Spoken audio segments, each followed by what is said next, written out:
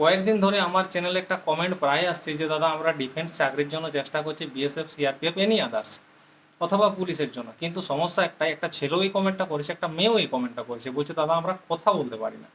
তো এটা নিয়ে আমাদের একটু বুঝিয়ে বলে দাও, কি করলে কি হবে, কি করলে কি হবে না।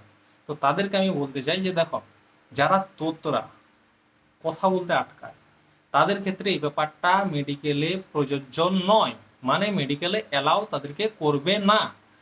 একটা জিনিস তুমি ভাবো, মেডিকেল মানে কি? মেডিকেল মানে হচ্ছে তোমার প্রত্যেকটা জিনিস তোমার যাচাই করা, শরীরে ভালো খারাপ প্রত্যেকটা জিনিস। এরপর দেখা গেল যে 10টা ছেলেকে এক জায়গায় দাঁড় করলো, 10টা ছেলের মধ্যে 2টো ছেলে খারাপ রইলো, বাকি ছেলেগুলো ঠিক রইলো, তাহলে সেই 2টো ছেলেকে বাদ দিবে।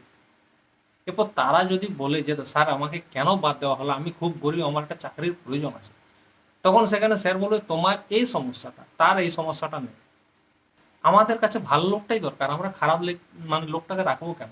তুমি জুতো কিনতে গেছো, তোমাকে 4 জোড়া জুতো বার করে দিল, একই একই একই কোম্পানির, একই সাইজের, একই কালারের, তুমি তার মধ্যে দেখলে যে কিছু জুতোই ফাটা আছে, কিছু জুতোয় সেলাইয়ের গন্ডগোল আছে, কিছু জুতোয় অন্য কোনো গন্ডগোল আছে, একটা জুতো তুমি ঠিক পেলে, 1 জোড়া জুতো, তুমি তো সেটাই নেবে। ঠিক সেরকম ভাবেই এরা যাচাই করে শরীর থেকে সব কিছু।